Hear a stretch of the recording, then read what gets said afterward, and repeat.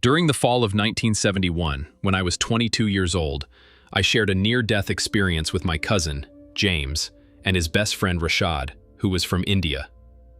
Both young men were on a break from school and were staying with my family on our farm. One afternoon, the three of us went to the cornfield to cut fodder. To get to the field, we had to go through a metal gate, and we took turns climbing down to open and shut it. By late afternoon, a storm started brewing in the west, and we decided to quit for the day. It was James's turn to open the gate, and as he did so, he reached up for my arm to climb back up onto the wagon. I was leaning the wrong way, and his weight pulled me toward him. Rashad grabbed my other arm to steady me, and we were in just this position when the lightning hit us. I saw the lightning sparkle along the top of the gate. The next thing we knew, we were in a large room or hall made of dark stone. The ceiling was so high and the gloom was so thick that we couldn't see the top. There were no furnishings or wall hangings, just cold black stone all around. I knew I should be afraid, but I just felt peaceful, floating along there in the gloom with my two friends in the great dark hall. The stately walls of this place loomed above us and seemed to radiate both great power and great masculinity. I remember thinking it would have suited King Arthur. It was at that point that I realized that the three of us were united in thought and body. Images of Arthur came to me from James and Rashad. James saw only a cosmic version of the king. Rashad seemed to be envisioning himself in the time of Arthur. As we all became conscious of each other's thoughts, I suddenly knew James and Rashad better than I had ever known anyone else. We realized there was light coming into the chamber from an archway at one end. It was more than just light. It was a golden, embracing warmth. It gave off a feeling of peace and contentment more intense than anything we had ever felt. We were drawn toward it. We weren't talking, but we were communicating with each other on some other level, seeing through each other's eyes. As we came to the archway and passed through, we entered a beautiful valley.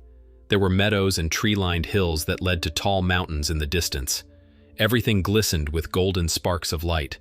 We saw that the sparkling lights were tiny, transparent bubbles that drifted in the air and sparkled on the grass. We realized that each tiny sparkle was a soul.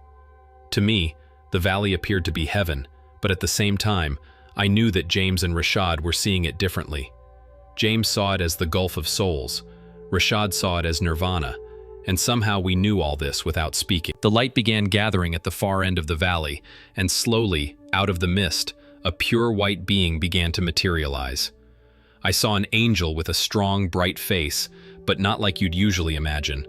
She was closer to a strong Viking Valkyrie. I knew she was the special angel who watches over the women of my family, and I perceived her name to be Helena. James saw this same being as his late father, a career naval officer, in a white dress uniform. Rashad perceived the being to be the Enlightened One, or Buddha. The being spoke first to Rashad and welcomed him. He said that Rashad's time on earth was done. He was worthy now of nirvana.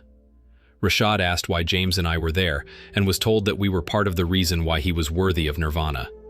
His two great friends loved him so much that they had willingly accompanied him on his last journey. At the same time, however, James received a different message. He had been worried about what his father would think about his anti-war protest activities, and his father told him he was proud of him for standing up for what he believed. He knew he was not a coward, because a coward would not have made this journey with Rashad.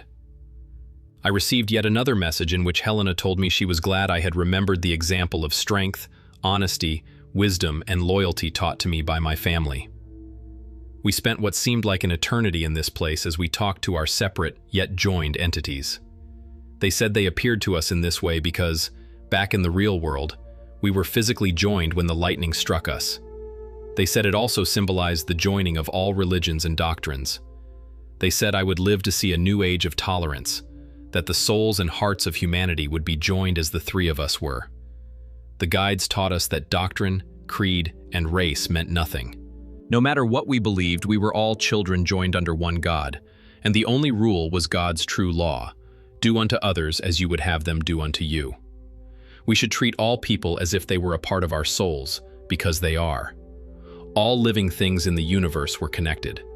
They said that soon humanity would mature enough to assume a higher place in the universal scheme of things, but until then, we must learn acceptance, tolerance, and love for each other. They said there would come a new age when people would not be able to endure seeing others homeless and hungry. We would realize that only by helping each other could we truly help ourselves. Eventually, we were told that it was time to go. We would not be allowed to stay longer because it was not yet time for me, James, only for Rashad. The enlightened one told Rashad he would have a little time before he returned to take care of his worldly affairs.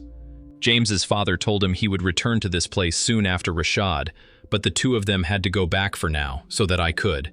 I said I would willingly stay here in this valley with them, but Helena told me that I had not fulfilled my destiny, that I had children yet unborn.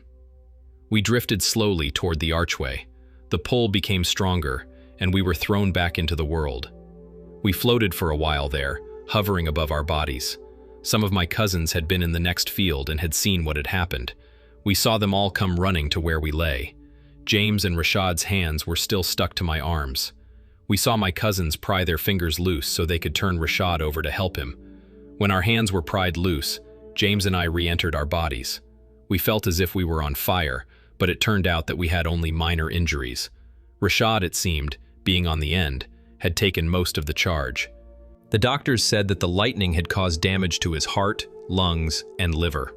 He remained in the hospital for several weeks. During that time, tests revealed that James had a brain tumor that would eventually claim his life. As soon as Rashad could travel, James took him home to India. He offered to stay, but Rashad told him that he wished for solitude for his final time. Rashad took on the life of the ascetic in the Vedic tradition. He asked his wife to stay with her family because he wanted his last days to be spent in spiritual awakenings. About a year and a half later, on a cold day in January, Rashad returned to Nirvana. James and I knew when his soul left the world without being told. James lived about 3 years after he found out he had a brain tumor. He gave most of his considerable inheritance to a charity that educated young people in India. I, on the other hand, have survived for another 30 years with the knowledge that this experience, which I shared with my closest friends, has been a guiding force in my life. I strive every day to meet my destiny, whatever it may be, with the same quiet dignity and resolution they showed when they met theirs. They have truly been my pathfinders, and I know that the connection I shared with them so long ago is the same connection we all share. We just sometimes fail to realize it. That does it for this shared experience. What did you all think about this NDE? I can't wait to read all of your comments in the comment section below. Until the next video, be blessed.